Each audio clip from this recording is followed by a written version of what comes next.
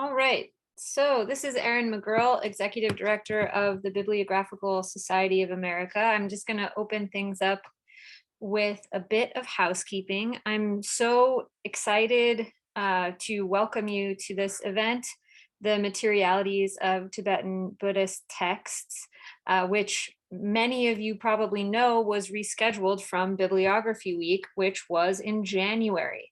So several months later, here we are. Gathered together for this event, and I'm really grateful to CABS Minnesota for sponsoring today. CABS is a great organization that provides training and educational opportunities for booksellers, librarians, and collectors. And once again, thanks to them for sponsoring. So this event is being closed captioned by a live captioner in English, with machine-generated translations of those captions in Spanish. And I will put a link to the chat in the chat for the Spanish transcript if anyone is interested in that. And I'd like to thank our captioner for their work in making this event accessible today. So we will conclude the presentation with a question and answer period. To submit a question to the speakers, please enter it into the Q&A box. All attendees can see, comment on, and upvote questions, and we ask that you do this to help us prioritize questions of greatest interest to today's audience. We also encourage you to engage in conversation using Zoom's chat feature during the talk. However, if you submit a question via the chat, I will ask you to re-enter it into the Q&A box just to keep things streamlined for our speakers. So I'm pleased to introduce today's speakers for you today. Just bear with me as I pull that up here. They are Becky Bloom, Assistant Director of Curatorial Affairs and Interpretation at the Southern Utah Museum of Art, and Jue Long, Assistant Professor of Religion at Denison University, and Benjamin Norse, Assistant Professor of Buddhist Studies, University of Denver. So without further ado, I will hand it over to Becky.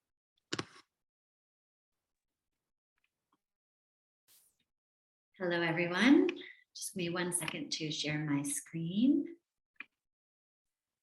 All right.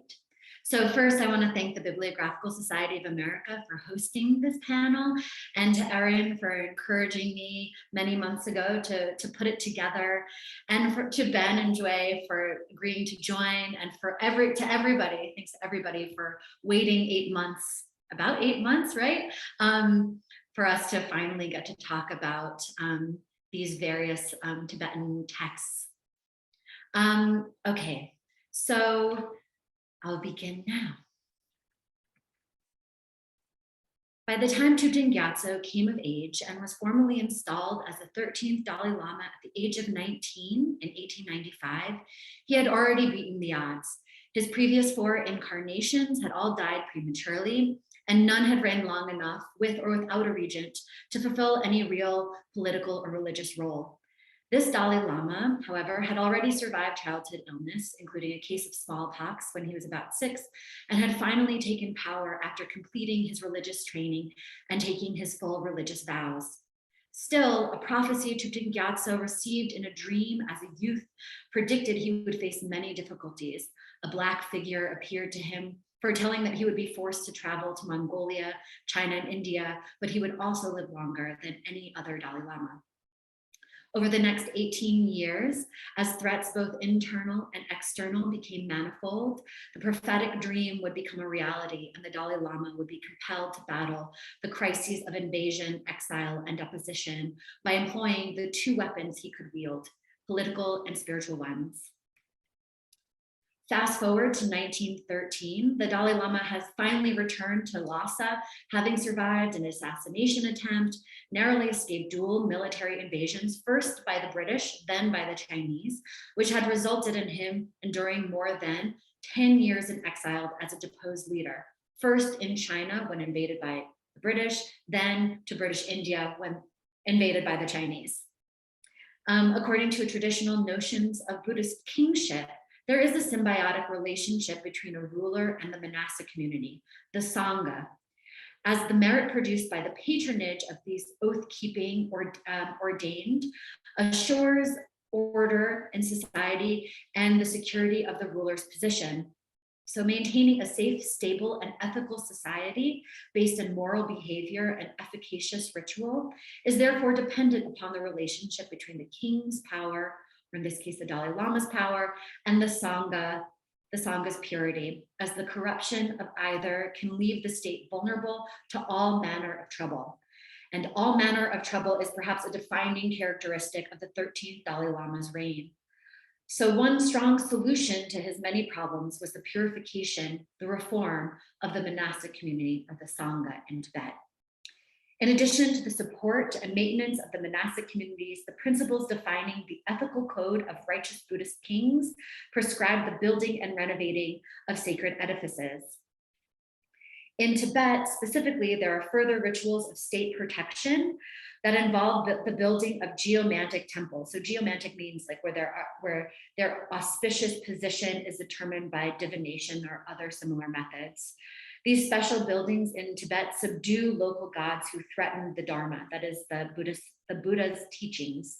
These practices all function as Buddhist ritual technologies that serve rulers and protect their states. So here is the demoness that underlies the whole Tibetan plateau with the temples, these geomantic temples placed appropriately over her body to pin her down.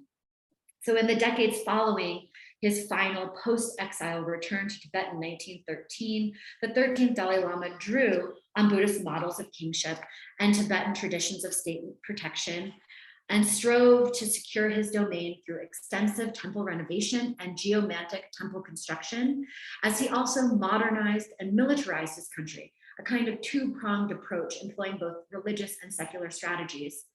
Central to the religious facet of his political agenda of bringing peace and stability to Tibet was the purification of the monastic community, which he sought to achieve through broad sweeping monastic reforms, as well as the 1920 composition and subsequent dissemination of an illustrated commentary on the monastic code entitled Moonlight Vanquishing the Darkness of Transgression. I'll refer to it as Moonlight Vanquishing hereafter. The transformation of this text into a mural as part of the Dalai Lama's concurrent renovation of the geomantically significant Rinpoche Temple in Lhasa, moreover, united his programs of Sangha purification and temple renovation into one potent project, one that was then replicated at the ever sacred Potala Palace, the home of all the Dalai Lamas. So these traditional methods rooted in ancient paradigms, a Buddhist statecraft employed by the 13th Dalai Lama, complemented the political reforms and development plans that he implemented in order to create a stable and secure Tibet that could participate more fully in international affairs rather than once again becoming a pawn manipulated by other powers. Moonlight Vanquishing, this short 9-folio, double-sided, wood block printed text buried in volume 5 of Thupten Gyatso's collected works, is described by its author as a commentary on the Vinaya Sutra. This 7th century, essentially Cliff's Notes summary of this massive corpus of Vinaya or monastic literature is the primary source for studying monastic discipline across Tibetan Buddhist traditions. The Dalai Lama's work features illustrations and explanations of the basic necessities: lodging, robes, shoes, water filters, begging bowls, seats, and some fundamental behaviors of monastic life: staying close to your robe while staying awake while meditating, and remaining attuned to the calendar and practices of monastic life. So how could this text and the murals that replicate its contents save Tibet? In the colophon of this text, the Dalai Lama proclaims its purpose: by the powers of these newly occurring drawings, may pure Vinaya holders whose lives are in accordance with the law become widespread throughout the entire world. The illustrations are thus the key. Thupten Gyatso sought to purify the monastic community by creating accessible pictorial exegeses or explanations of the monastic code in a printed text that was easily reproduced, circulated, and transformed into murals at geomantically important sites. But it was the multifunctionality of this book as a visual commentary, as an illustrated manual, and as an artist's guidebook that enable the Dalai Lama's explanations to reach a wider monastic audience, especially the masses of monks not engaged in scholastic studies. So this would be the majority of monks, actually. After all, if you desire to purify the Sangha, your efforts must reach the entirety of the Sangha. So now let's turn to these three main functions of Moonlight Vanquishing, beginning with its utility as a visual commentary. So the 13th Dalai Lama could have performed the rather conventional exegetical exercise of composing a traditional commentary on the Vinaya or the Vinaya Sutra. In Moonlight Vanquishing, Thupten Gyatso claims to have completed much of the scholarly due diligence required to accomplish such an undertaking. He engages the most important Vinaya or monastic code related scriptures, treatises, and commentaries in his scholastic tradition, and employs the necessary analytical tools to formulate his interpretations and explanations. This hypothetical work, however, would have been accessible only to the elite cadre of monks involved in advanced study. These are the only Sangha members who really study the Vinaya Sutra or the Vinaya, the corpus of Vinaya in any way, and only within the last 4 years of their 6 to 10 curricula, if they're even on that sort of academic path. For the ambitious and urgent goal of purifying the Sangha, the entire Sangha, by restoring monastic discipline as defined by the Vinaya, the Dalai Lama needed something as equally commanding as a commentary, but more universally understandable and more immediately applicable, something legible for the illiterate. And so we find that Thupten Gyatso not only elevates drawings above text as his primary exegetical contributions in Moonlight Vanquishing, but he also elevates practical knowledge transmitted visually to a level equal to that of scriptural knowledge acquired academically. Visual transmission or hands-on instruction is the way many things are learned in a monastery. And Moonlight Vanquishing both incorporates knowledge acquired through this fundamental monastic pedagogy and also disseminates knowledge using that same accessible and familiar method based in visual transmission.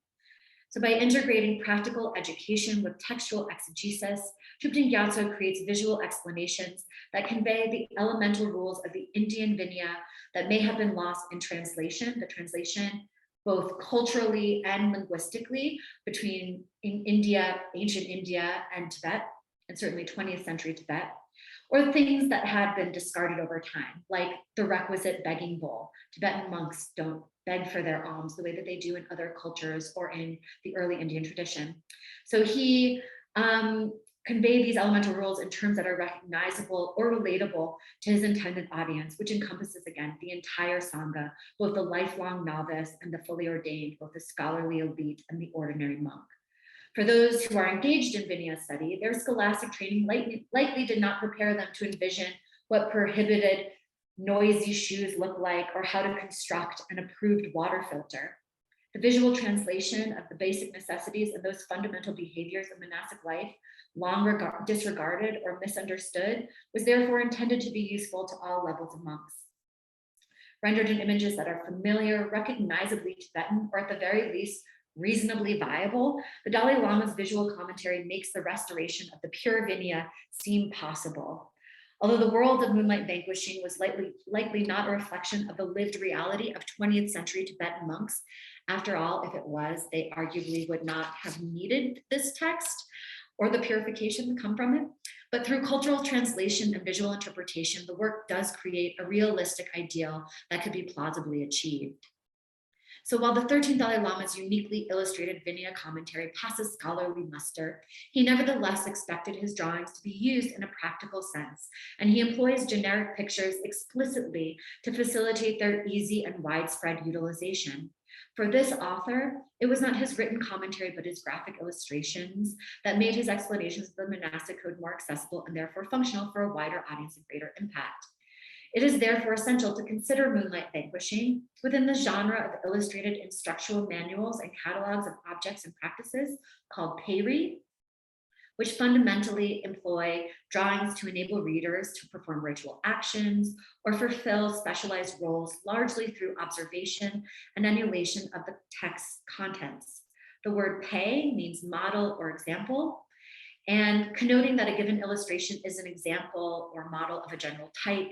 And together, all these images represent a category of objects or things or practices, postures in the case of the third example on this page or on this slide. So incidentally, an alternative title for Moonlight Vanquishing is Dulri, same second syllable as Peri, which means discipline or Vinaya drawing. So even linguistically or semantically, they're connected. The Dalai Lama's Moonlight Vanquishing presents generic, ordinary people, things, and activities to illustrate the typical examples of the categories they represent. Here, we have the subtle but crucial difference between art that portrays something real and art that realistically portrays something. Generic illustration is essential to medical and other scientific or technical drawings, which must depict general types realistically enough to enable correct identification and use. Too much specificity, on the other hand, would render an otherwise universal image useless in its particularity. The every monks, as I call them, of Moonlight Vanquishing are the generic models necessitated by the technical specificity of their actions and accoutrements. The realistic, albeit neutral bodies that they are the realistic, albeit neutral bodies that can teach through demonstration the way to avoid the abandonment of separation from their robe and how to avoid sleepiness during meditation. They are the every monk stand-ins for the masters of the past and present, performing hands-on instruction that visually transmits what correct behavior and dress look like with a greater pedagogical efficacy than words alone. If the drawings in Moonlight Vanquishing act as visual commentary, incorporating textual and practical knowledge of monastic discipline into clear graphic explanations, accessible to advanced and average monks alike, then the utilization of generic models and types is the artistic mechanism by which the Dalai Lama achieves this accessibility and ultimately facilitates the visual transmission of his explanations of the Vinaya. The every monk is not the only example of generic illustrations in the 13th Dalai Lama's Moonlight Vanquishing. All the pictures, however technically specific or complex, illustrate general types of architecture and objects, even where there is a tradition of artistic specificity, like paintings of specific monasteries or important holy sites. Like the generic monks, the buildings depicted in Moonlight Vanquishing, hermitage, temples, and monasteries, while rendered in a definitively Tibetan idiom, do not portray actual sites in the Tibetan Buddhist world. Same for shoes, water filters, robes, and other items. They are identifiably Tibetan types, but not singular possessions of an individual. By employing generic drawings with a technical specificity necessitated by canonical descriptions, Thupten Gyatso fosters the practical accessibility, broad comprehensibility, and pedagogical utility of Moonlight Vanquishing. In sum, the style of the pictures in the text and as part of the murals, which we'll look at in a minute, transforms his work from a visual commentary into an illustrated instructional manual. So in the colophon of Moonlight Vanquishing, the Dalai Lama explains the circumstances of the text composition and its pictures creation. Quote, when the new paintings of the Ramoche temple were being composed together with the connected inscriptions and verses of good wishes, this book too, together with practices that are beneficial to the restoration of the doctrine of the completely pure Vinaya, were spoken by Thupten Gyatso. This locates the work within his larger effort of Sangha purification, while also firmly establishing that the text was conceived in tandem with the production of new paintings at Ramoche. The 1922 account of the temple's renovation, entitled The New Pearl Necklace, that is the ornament of inexhaustible happiness and benefit, hereafter the New Pearl Necklace. This describes in detail the themes of the new murals in different parts of the sacred complex. Quote, inside the assembly hall, turning to the left of the main door, we are told new drawings, and they use the word peri here, importantly, of the Vinaya are arranged with name inscriptions and verses of good wishes. So that, as I have previously stated, the Moonlight Vanquishing mural at Ramoche is a critical link that connects the 13th Dalai Lama's monastic reforms to his geomantic temple renovations, all of which were essential to achieving his larger goals of state protection. But the printed text itself served a far more concrete and practical role in the restoration of Ramoche. It is the artist's manual that directed the mural's unprecedented creation. We cannot know for sure whether the 13th Dalai Lama intended for moonlight vanquishing to function as an artist's guide, or whether he conceived of it serving as a manual beyond his own projects. But over the last century, this printed text has nonetheless provided the blueprint for at least 13 murals across central Tibet and the Tibetan Buddhist areas of India's Western Himalayas, as well as exile monasteries in South India. This is apparent not only because of the unmistakable pictures that are unique to this work, but also because the textual captions are almost always copied verbatim. And when there is a dedicatory inscription, it usually quotes Moonlight Vanquishing's colophon, although the concluding lines referencing the coinciding renovation of Rinpoche and the authorship of 13 Dalai Lama are often, but not always, cut. Stylistic and compositional differences in the execution of this mural and its iconography is to be expected, but the general forms which express the intrinsic meaning of the mural and the text remain static.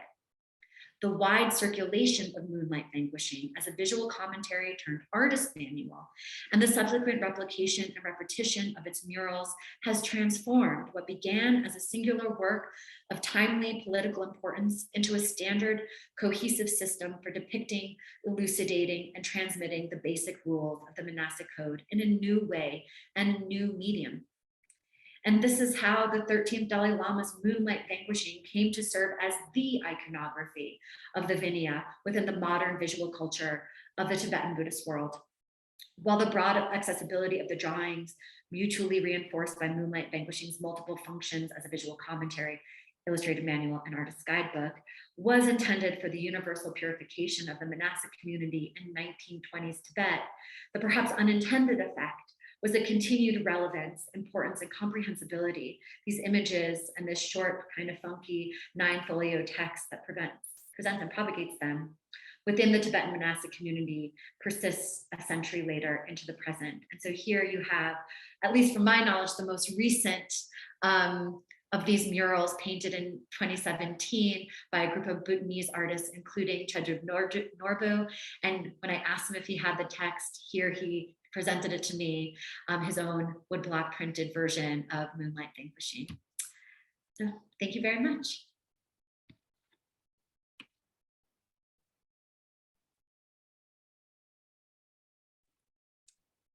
Thanks, Becky. And next we'll hear from Ben Norse.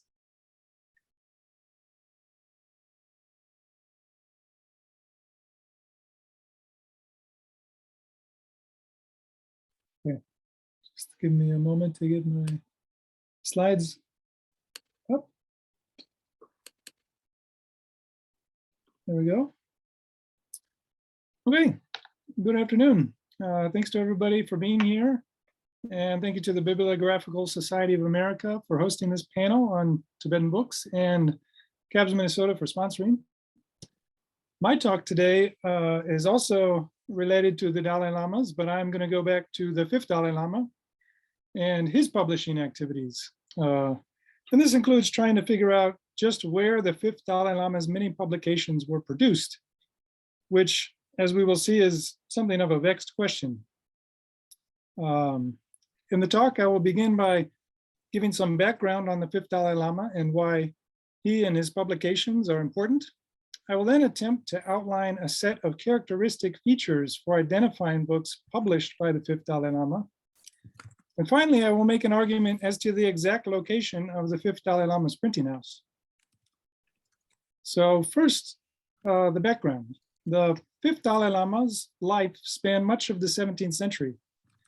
He was arguably one of the most consequential figures in Tibetan history. He ruled over a newly unified Tibet beginning in 1642 at age 25. He was the first Dalai Lama to be political ruler.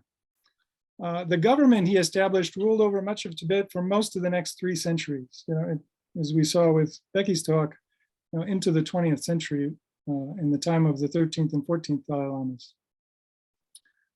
He built the monumental Potala Palace in Lhasa and as his personal residence and his government headquarters. He was a statesman and a scholar. He produced a collection of written works that eventually comprised 25 volumes. But what is less known, researched, and discussed are his prolific publishing activities. During his lifetime, he produced probably more published Tibetan literature than anyone previously. Moreover, because of the political dominance of the fifth Dalai Lama, his publications were distributed widely and became the basis of scholarship, ritual practice, and further publishing across Tibet and even into Mongolia and parts of China over the following centuries. And of course, when I'm talking about Tibetan publishing, I'm referring to woodblock or xylographic publishing and printing. Here you see some people carving woodblocks and printing texts from those woodblocks. But despite the fifth Dalai Lama's incredible publishing output and its influence, an actual catalog of his publications has never been attempted. And little has been done to identify copies of editions produced by him. And the location or locations where the fifth Dalai Lama published texts and produced them remains mired in confusion. Of course, according to the fifth Dalai Lama's own autobiography and the colophons of works published under the fifth Dalai Lama, printing blocks were always prepared at a place called Ganden Punso Gling. So for example, this is a short publisher's colophon from a text made at the time of the fifth Dalai Lama. And it says, published at Ganden Punso Gling for the purpose of spreading widely this gift of Dharma, or this gift of teachings. And we find this, again, in the autobiography, whenever he's talking about publishing and he gives a location, it's always this place, Ganden Punso Gling. Now I want to step back and kind of explain how I got into some of these questions. In many ways, the research I'm presenting today originally arose from coming across this particular book in the Albert and Shirley Small Special Collections Library at the University of Virginia. The book here is a woodblock edition of a text authored by the fifth Dalai Lama himself in 1673. It's titled The Wish-Fulfilling King. This University of Virginia copy contains a colophon at the end, which states it was produced at a place named Ganden Punso Gling. Right? So I was excited to find this, and I thought, well, this could be a copy of the first woodblock edition of this text, produced at the Dalai Lama's own printing house, Ganden Punso Gling. However, as I began to do some research, I eventually discovered at least 20 distinct editions of this work. And some of these other distinct editions also stated in their colophons that they too were produced at Ganden Punso Gling. So here's just two examples. And they have colophons, which again, either the same or very similar to the colophon of the University of Virginia copy. So, I should say here that it's not altogether uncommon to find Tibetan books with colophons that merely restate previous editions' colophons without adding their own. Given this, the question arose, how do I know which, or even if any of these, is the original edition produced at Ganden Punso Gling during the time of the fifth Dalai Lama? In order to address this problem, I've attempted to identify some common stylistic elements of books published at Ganden Punso Gling during the life of the fifth Dalai Lama. To do that, I've analyzed digital reproductions held in the online collections of the Buddhist Digital Resource Center, or BDRC, the largest repository of Tibetan texts currently available. I here present a representative sample of texts that contain colophons identifying them as Ganden Punso Gling publications, and which all display similar style. And today, due to constraints of time, I'll just point out a few of these kind of stylistic elements of Ganden Punso Gling editions. And you can see that the University of Virginia copy of The Wish-Fulfilling King, which will always be in the upper left here, conforms to this style and is similar to a lot of these other books. So on this page, I'll just point out that the text area is surrounded by a single ruled border. And then there are these thicker marginal borders which don't contact the outer border, right? And you can see this is similar in all four of these examples. Then on pages with illustrations, I'll just point to the fact that you always have a space between the border of the illustration and the outer border here. And then you also have this extra border on the left margin in which you have a title and the folio number. So they each have this extra bordered margin area with the title and the folio number. The title pages as well follow a similar format that I won't get into today. But if we compare the Wish-Fulfilling King, the University of Virginia copy of this text, with other editions you can find on BDRC, we can start to see the contrast in style between this Ganden Phuntsok Ling style and other copies. So here, an edition produced at Drepung Monastery has no space around the illustration, right? This extra space between the illustration border and the outer border in Ganden Phuntsok Ling editions, we don't see it here. And then the border separating the marginal area connects to the outer border here. You can see that. And there's no title. So some differences. Here, we see an edition that actually contains a colophon in which it states it was produced at Ganden Phuntsok Ling. And at first glance, it's quite similar to the style of a Fifth Dalai Lama publication. But closer inspection reveals it does not conform exactly to the Ganden Phuntsok Ling style. It has no extra marginal area like you see here for the title and folio number. It's just right next to the illustration here. And then again, the border marking the margin area, it meets the outer margin, and it's not a thick rule like you have in the Ganden Phuntsok Ling editions. So there's some subtle differences here which really mark it as being kind of non-Ganden Phuntsok Ling edition. So, given this, I was feeling pretty happy that I could with some confidence say the University of Virginia copy of the Wish-Fulfilling King was actually a copy of the text produced at the Fifth Dalai Lama's printing house, which is called Ganden Phuntsok Ling. But as I dug into the scholarship that touched on Ganden Phuntsok Ling editions, I began to realize it was not clear to which institution or place this name actually referred. A new problem began to eat away at me. Where the heck was the Fifth Dalai Lama's printing house anyway? A search of the Buddhist Digital Resource Center, or BDRC database, brings up a list of no less than 11 monasteries whose names include Ganden Phuntsok Ling, including monasteries in Eastern Tibet and Mongolia. However, previous scholarship, catalogs, and reprint editions seem to point to just 3 sites as the most promising contenders for the site of the Fifth Dalai Lama's publishing activities. So in these sources, the names that come up are the Shol Printing House, also known as the Eastern Ganden Phuntsok Ling, which is just below the Potala Palace in Lhasa, the Potala Palace being the main residence of the Fifth Dalai Lama. Another possibility is Drepung Ganden Podrang, which is the Dalai Lama's residence in Drepung Monastery, just outside Lhasa.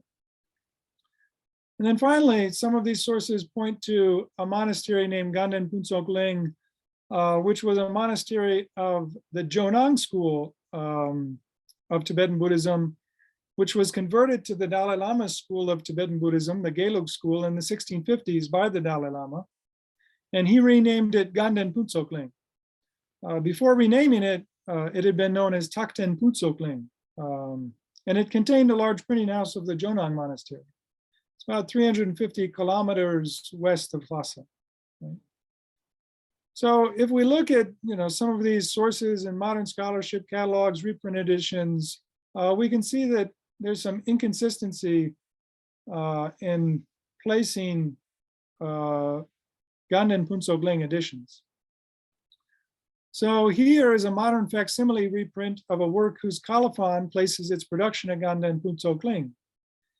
But the added title page for the reprint edition says it is from 17th century blocks of the Lhasa Shoal printing house. So here it would seem Ganden Punso Kling would equal the Shoal printing house.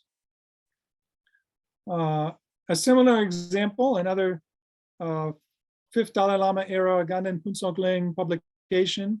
The reprint edition says it's from blocks of the Shoal printing house. So again, Ganden Punso Kling would seem to equal Shoal printing house.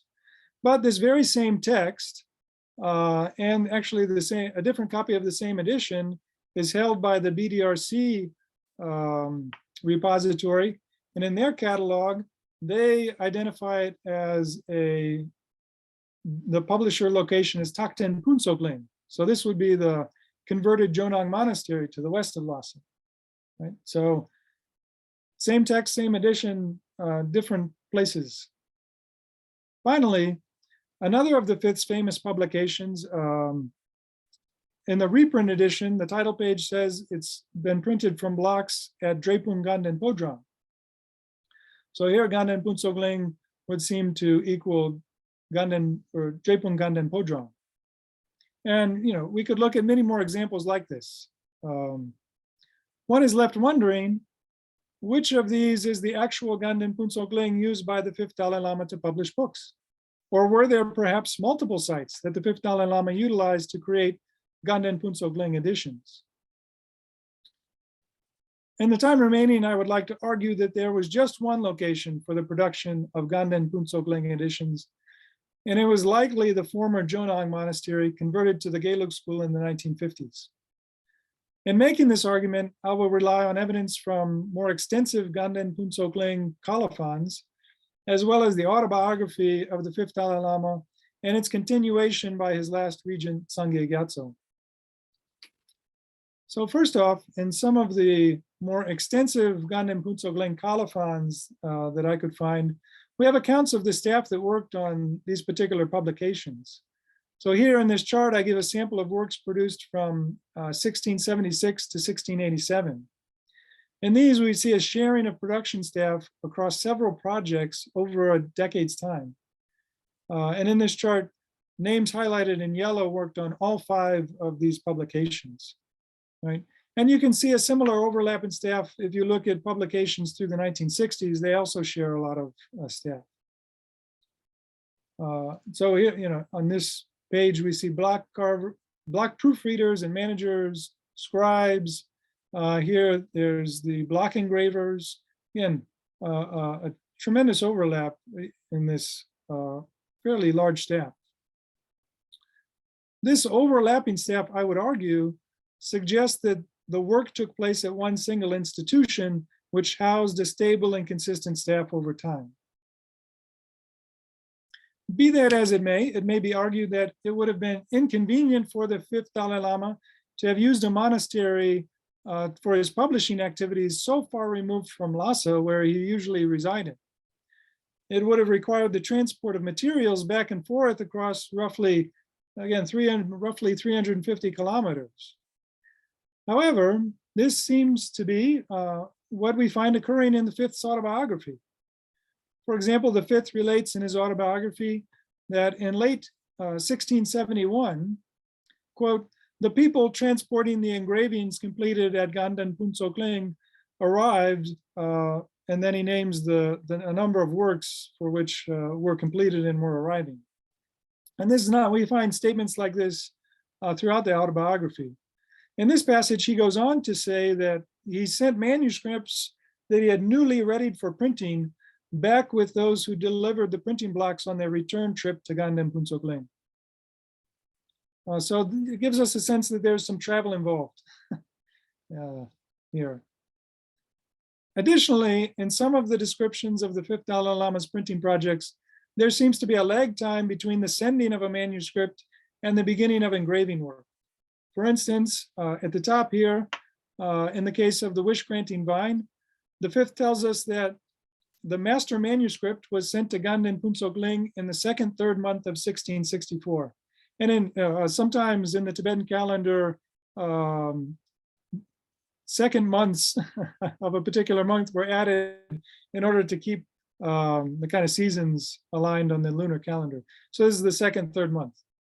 However, the colophon for that work informs us that the work on the edition did not begin until the fifth month of 1664. Similarly, in the publication of the Four Tantras, we see a similar leg in the opposite direction.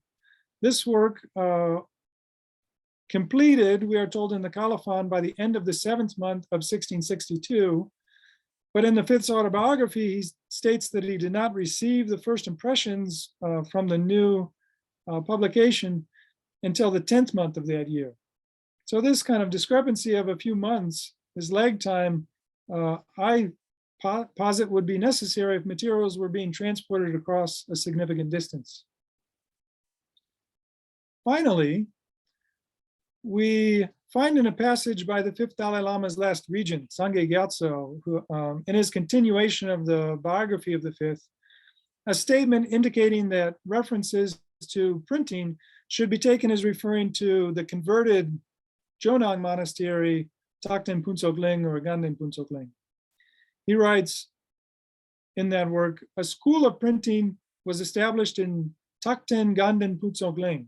And as a result, in all, about 29,555 woodblocks were preserved, basically. Right? So the only printing establishment that Sangye Gyatso mentions in this continuation of the autobiography is this place, Takten Ganden Punsok Ling. There is no explicit mention of Shol or the Ganden Podran.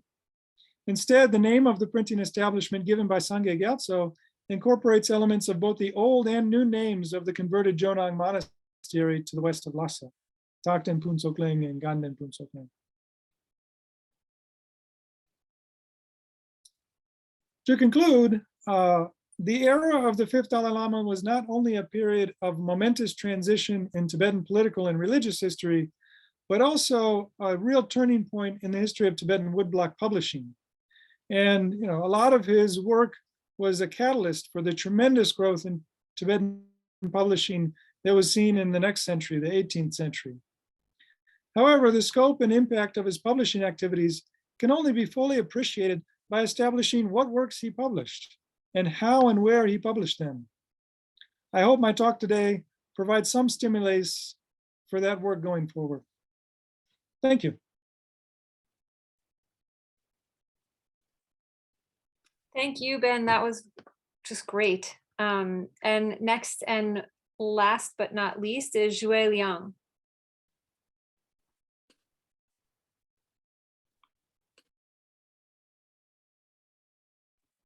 You're still muted. See, classic mistake.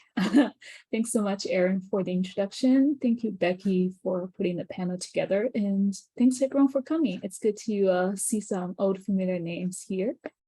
And I'm gonna take a minute to start sharing my screen here.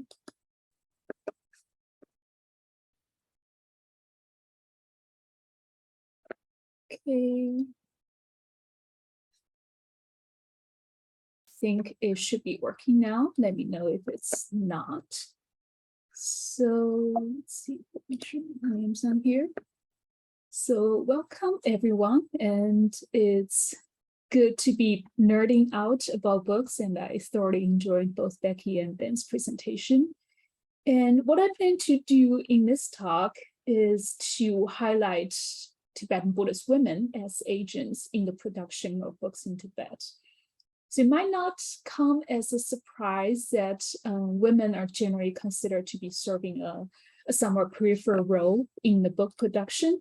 And what I like to argue here today is that bookmaking is a power move, as I call it in Buddhism, and it is a way for us to maybe gauge some information on women's religiosity and religious participation in Tibet. So books are important in Tibet. You see them everywhere whenever you enter a Tibetan Buddhist monastery. And let me show you a couple more examples of books and books everywhere. So they're venerated in Tibetan Buddhist traditions as vehicles of the Buddhist teachings. They are standing for the actual presence of the Buddha. They're also venerated as sacred objects. They're also quite expensive to produce, not only in block print forms, as Becky and Ben discussed, but also in manuscript forms, as I will talk about. And what I like to talk about is how women are involved in this process or in this power moves, and how that demonstrates their social, economic, political, as well as religious capitals. So the first example I would like to talk about is a Buddhist woman living in the 14th century. His name is Chögyam Trungpa, and her role in the bookmaking industry is as a patron and as a producer. So she is a woman who managed to secure the financial as well as social resources to produce an alternative Buddhist canon right at the time when Buddhist canon were starting to be produced and coming into being. She lived in the 15th century. She is a Tibetan princess coming from a high family tradition. It was a main consort to a main Buddhist teacher at the time, whose name is Tangtong Gyalpo, who recognized her as the emanation of another Tibetan Buddhist female master, Machi Plapdrim, and appointed her as the first Samding Doje Pamo, which later became the first female reincarnation lineage. She's also considered to be a fully ordained nun, which is a very interesting status in itself, but we might not have time to get into. The thing I would like to talk about today is her role as executive producer, as Curtis Schaefer puts it, of the project to print her own teacher, Bodong Panchen's collected topic in manuscript form. And here you can see another image of Chögyam Trungpa on the right, represented in the form of a monastic woman. I know it'll be really nice if we still have Bodong Panchen's collected topics in its manuscript form, but unfortunately we could not find it. But what I could find is it reproduced in a contemporary book format, as you can see here, printed by the Tibet House in New Delhi in the 1970s. And a couple stories about this book is the books are actually considered to be able to fight against plagues and war, and they're considered to be active religious agents in themselves.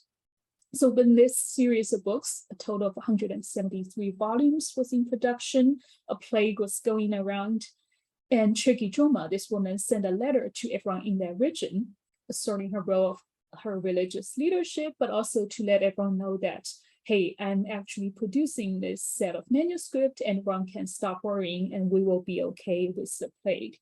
If only we have a book today that can do this. And later at a different time, there was also a rumor of an enemy of this locality that is coming around. She again sent another communication assuring people that as long as the book is in production, there will be no trouble. And the reason this book is infused with special power is because the ink is mixed with the blood of Bodong Panchen, again, the teacher of Chögyam Trungpa in this case, and therefore it has special protective properties.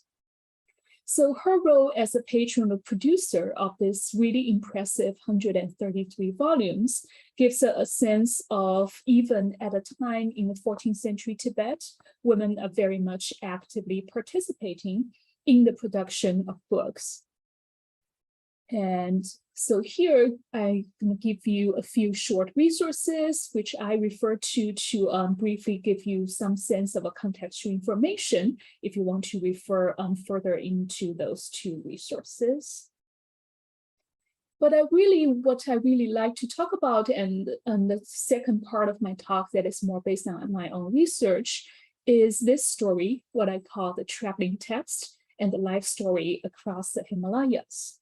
So this is a move of books from its place of origin, that is in central Tibet, to what is today the Himalayas, and more specifically in Bhutan. So the heroine of this life story is Yeshe Tsogyo, and you can see her being represented here. I don't know if you can see that mouth movement, but she is seen sitting to our right and to the left of the central figure Padmasambhava in this case as one of his main disciples and also one of his consort. So she is a female Buddhist master who is said to have lived in 8th century Tibet. And she, in her earlier life, became the disciple of the master Padmasambhava, which you see as represented as a central figure here. Padmasambhava is considered to be the Tibetan Buddhist master who was invited to Tibet to help building the first Buddhist monastery called Sangye. It's also the someone who is considered to have brought Buddhism to Tibet. So Yeshe Tsogyo, by extension, as his consort, his co-practitioner, and as his disciple, the woman who is entrusted with all of Padmasambhava's teachings, it is also quintessential to the Buddhist identity of Tibet in particular. So the corpus of her life story that really travels across Himalaya is something I would like to call the Jime Gunga Bema Lingpa corpus, as you can see here. She was said to live in 8th century Tibet, but this corpus did not come into being until the 14th and 15th century. And there are some issues with it, which I think shows a lot of interesting details of how women first are considered to be protagonists or progenitors of life stories of important Buddhist masters, but also how people think of texts and genres in Tibet and the fluidity or the indefinite nature of a Buddhist text in this case. So just a little bit more background information is Jime Gunga, as you can see here, the name, his date, and Bema Lingpa are two respective treasure revealers and Buddhist teachers. So Jime Gunga lived around the mid to late 14th century in central Tibet. So he is the one who discovered a corpus of the life story of Yeshe Tsogyo. And Bema Lingpa, who was perhaps the most famous treasure revealer and the most famous Buddhist teacher in Bhutan, who is also later independently revealed a very, very similar life story of Yeshe Tsogyo. So one question naturally arises is that based on research, we really couldn't find any direct connection between those two figures. They're geographically apart, they're temporally apart. We don't know that actually one have studied with one another, either directly or through a teaching lineage. So why have they discovered or why have they penned in their own hands those two very similar texts? And to give you a sense of, and obviously this is me trying to impress you with all my textual collection here, is give you a sense of how much this text travels and to what genre and to what place it travels. So all the DK marks the text revealed by Jime Gunga, and all the PLs marks the text revealed by Bema Lingpa. So you can see, as far as I can find, there are at least 4 different recensions for the first author and 6 different recensions, and perhaps a couple more. Now we have more printed Tibetan text for the second recension. It also appears in the life story of Padmasambhava in the section. It also appears in a collection of return from death stories. It is also reproduced in the collective life story of the 3 important Buddhist personalities of 8th century Tibet. So in short, this life story appears in many places. And to give you a physical sense of what this text look like, so there is a modern reproduction, which I will actually go back to at the end of the presentation, that kind of ignited my interest. There is, again, a modern reproduction, but in traditional Tibetan book format, it's called a Beja format. And what I would like to talk a little bit more is the more interesting case of 4 Bhutanese manuscripts. So this is the first one I call DK3, attributed to Jime Gunga, is found in Dongkarlar in Western Bhutan.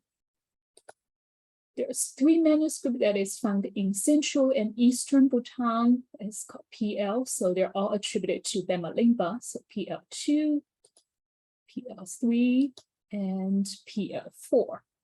So one comparison, as you can see here, hopefully this chart is not too jarring on your screen and you can kind of tell the difference. So one question we have at the beginning is, why are they so similar? But another question when you actually read this text is that the content are actually quite different. So the most important example you can probably see is that PL2 and PL3 are incomplete compared to all the other versions. So for some reason, PL2 just ends at the middle of chapter 3. As you can see here, it has part of chapter 3, but then the scribe just decided, well, this is the end of the text and added a colophon marking the conclusion of the text.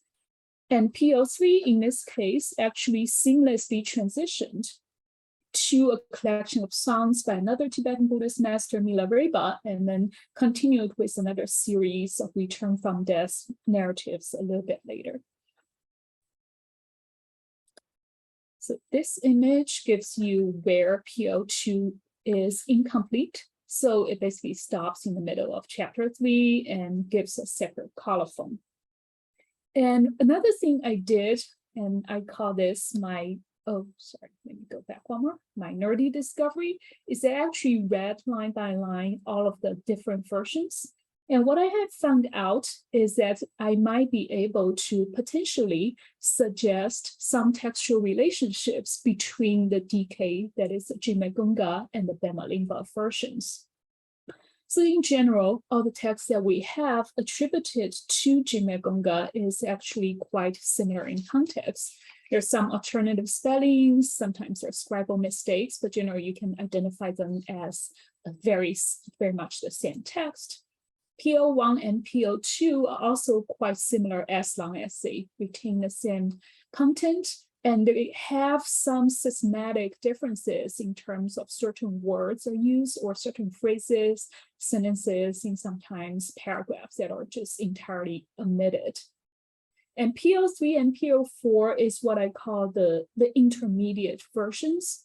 So they form a separate textual group that agree with each other in most cases, and compared to the PL version that are supposedly attributed to this same person, they actually resemble the older version revealed by a different treasure revealer a little bit more closely. So here is my conjecture, is what I think is happening is that, let me go back to actually the images of PL3 and PL4. So you can see that PL3 and PL4 actually founded in two different monasteries here in Ogen Chiling and as well as in Jametsu. So those are two monasteries that has association with Bema-Lingpa as a treasure revealer. And what we can say is perhaps that Bema-Lingpa, during one of his travels to central Tibet, has got his hands on one of the versions of the Jimegunga version, which we will see here, preserved. We still have one copy that is preserved in Western Bhutan. And there has been additions being changed, and sometimes all of those texts share very much the same colophon with only the name change. That is, this text is revealed by Jimegunga directly changed to this text is being revealed by Bema-Lingpa.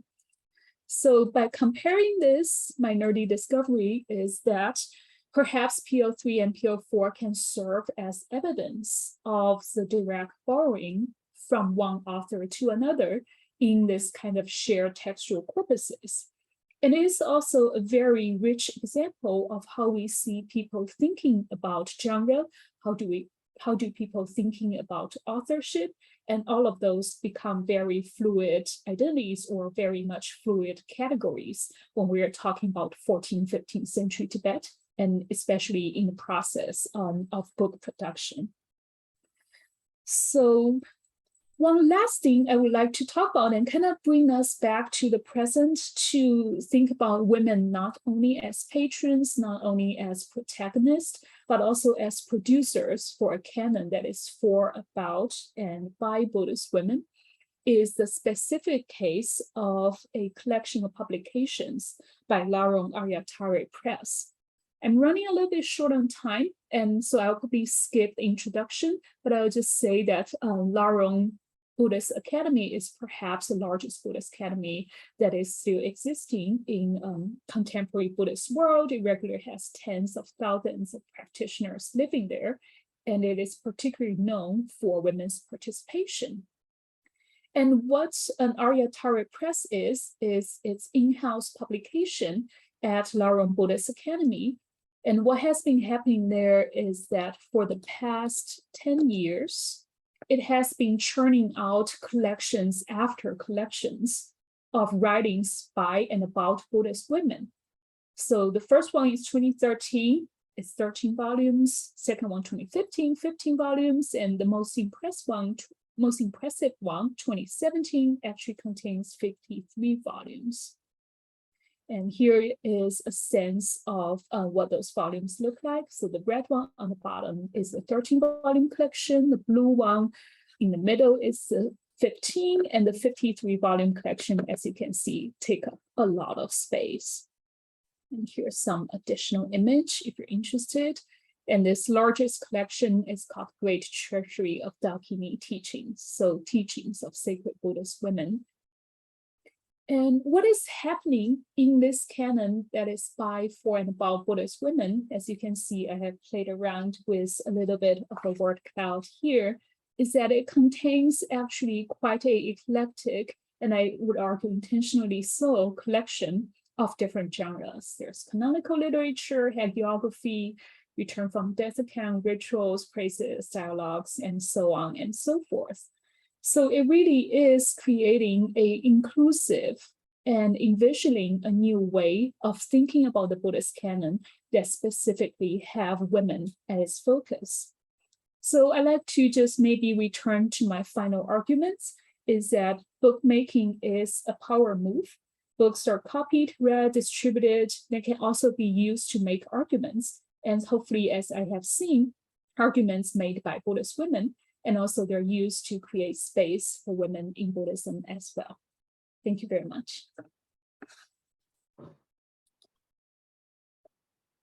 Thank you. So now we will all sort of gather together for the question and answer period. We're a few minutes over, but we'll just do, 15 minutes of Q&A. And if you have any questions for our speakers today, please put them in the Q&A box. And Becky and Ben and Jue, if you want to turn your cameras on and join me. Hi. Great. So it looks like folks are still sort of thinking things over, but I have questions for you. And this is sort of just like a general group question. Something that struck me throughout all your presentations is sort of this contrast between singular copies and multiples, right? So Jue, you were talking about manuscript at one point, and then at the end you were talking about like these mass-produced, more recent editions. Ben, you were talking about a printing house and production, of course, of multiple copies. And Becky, yours was so wonderful because it also went into this whole new medium of transforming the book, which looked like a printed or text that had originally been printed, into a painting, which is a singular instantiation of the text on a wall, not on paper. So I was wondering if there's sort of anything that any of you want to sort of add upon, or see if there's any opportunity for dialogue in talking about the materiality of the texts that you work on and their sort of media specificity. I can start, if I may. So one of the things that I think is so interesting about this text, it's this little text, but that it becomes representative, right, of the Dalai Lama, of the 13th Dalai Lama. I have to be specific here in this conversation. The 13th Dalai Lama's intentions for purification. And of course, this was not a new, woodblock printing was not a new invention, as indicated by the 5th Dalai Lama's use of it in the 1900s.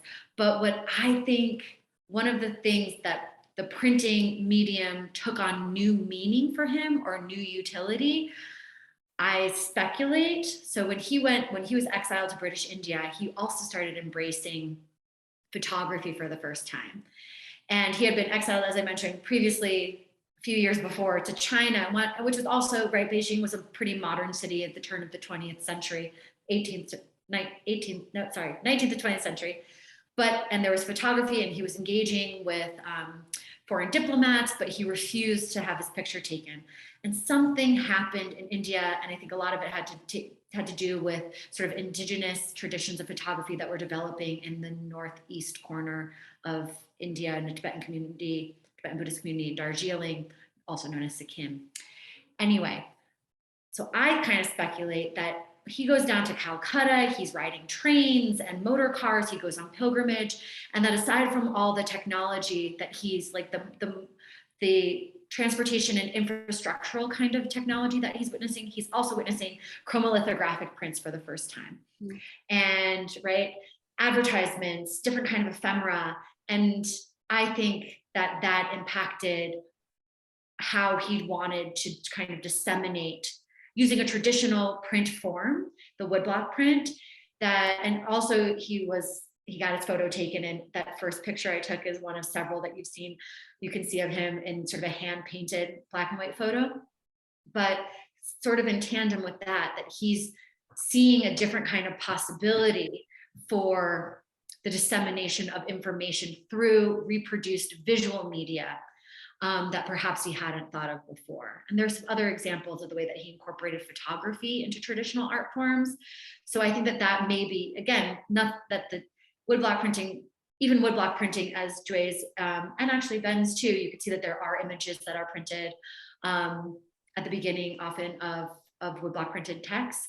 But I think he got a new idea about how to promote his purificatory intentions using mass-produced visual media. Ben or Jue, does that sort of strike a chord with either of you? Yeah, so as I was thinking about it, I think Becky's talk was just a wonderful illustration of the kind of how any kind of Tibetan books are also in conversation with art and architecture and ritual, a lot of performance. So, what comes to mind for me is, Becky's, a lot of similar instances to Becky's talk where you have texts that become kind of catalogs for a building, and they kind of catalog all the things in a building. And that sometimes then, artwork is kind of described in a book, and then the book is printed or copied by manuscript and becomes the inspiration or source for other artwork. I mean, I think we can find other instances of that. Also, in terms of, somebody asked a question about ritual practices, books have their place in monasteries, as both Becky and Joy were talking about. But also, whenever I enter a monastery, I always see these, or even somebody's home, there's often these pasted pieces of paper that look like they're from a book, but they're actually just printed single sheets that have a protective mantra or dharani on them. And they look like a title page, a really elaborate title page from a Tibetan book. And so just the format of how protective spells are put up in people's houses, there's a lot of overlap between the layout of books and book production and these kind of ritual and protective uses of textual artifacts around the Tibetan Buddhist world. So. And I think that speaks, Jue, to what you were talking about the text that had the protective qualities against that we need right now. And especially the one someone asked about this, about the use of blood as a physical marker of efficacy. Yeah, maybe I can actually use this opportunity to speak to Jonathan. Thank you for the question. Yeah, I should say that as far as I know, none of the Larong publishing books has blood mixing it, at least not intentionally. So that's the knowledge to my extent, but also I think, Aaron, your question is about copies. And I think this is really not specifically a Tibetan Buddhist phenomenon, but basically it's a pan-Buddhist phenomenon, is that if you're a good Buddhist, you make books, you copy books, and you copy a lot of books, or you sponsor the printing of books. I think that is one thing, is to see book as physical objects, but also to connect to what Ben was talking about. When you entering the home, you see people have printed page. So there is also this, the sacred, the generative power of the word, literally of a mantra called, sometimes called a seed syllable. So words actually do have power, and it is, again, something not just a Tibetan Buddhist, but also a pan-Buddhist belief. And particularly in my research, I think it's particularly interesting. And again, kind of going back to Jonathan's question, is there seems to be a claim that women have been making, is they are associated in Hinduism as well as Buddhism, this idea of wisdom or speech being gendered female. So the Sanskrit word vaj and prajna, or the Tibetan yeshe, a lot of them you see this kind of gendered association of women, not specifically with books, but with sacred speech and with the Buddhist teaching and with the Buddhist wisdom. So I think that connection for me is particularly salient in this case. I found a segue to Maximilian's question about the worship of books with Prajnaparamita. So there's this class, I guess, this genre of Tibetan, not Tibetan, of actually Sanskrit or Buddhist sutras, originally Sanskrit, obviously translated into Tibetan and into classical Chinese, called Prajnaparamita, and it means the perfection of wisdom. And these, the subject matter of them are, they're classified by kind of their length in terms of verses. The Heart Sutras may be the most famous, but they all deal with the philosophical concept of emptiness, or the doctrinal concept of emptiness, which the wisdom of emptiness in this sense is essential for attaining enlightenment or Buddhahood. And so when we say the perfection of wisdom, that is a perfection that one must achieve in order to become a Buddha, from a Bodhisattva to a Buddha. All this is to say that Prajnaparamita is also envisioned as a goddess, as a wisdom goddess, and she holds a book. And going back to the question of the way that regular lay people would engage with books as objects rather than reading them, understanding them, studying them. They might recite them if they can read, but particularly Prajnaparamita texts are used in various kinds of rituals as almost, they can be protective. They do in Tibetan culture, they process them around a village kind of annually to like protect the fields. So they have the importance behind them in terms of the meaning and doctrine and philosophies that they express, but also retain this power as objects themselves. And part of that is also that the idea of a relic is transformed from being solely a bodily relic to the relic of the Buddha's speech. So any sutra page, and you can't just throw it, like lose a page or a sheet tears, you don't just throw it away, that there are like appropriate ways to dispose of like broken books. And one of them is to put them inside a stupa, which is, many of you have probably seen what a stupa is, a pagoda, same but different architecturally speaking. And to consecrate a stupa, you need some kind of relic. Was originally the bodily relics of the Buddha, but now can be pieces of book, pages from folios from sutras that can consecrate it as the speech relics of the Buddha. So there's many different ways that books serve people beyond reading them. Does we have just a couple of minutes here, but does the covering of the book have, so I noticed that in the images in Joy's presentation, there are all these extremely sort of tantalizingly colorful coverings of in the library. Does that also relate to that kind of ritualistic aspect of the textuality? I use that to make my point, but I will defer to Ben, who definitely know more about book covers than I do.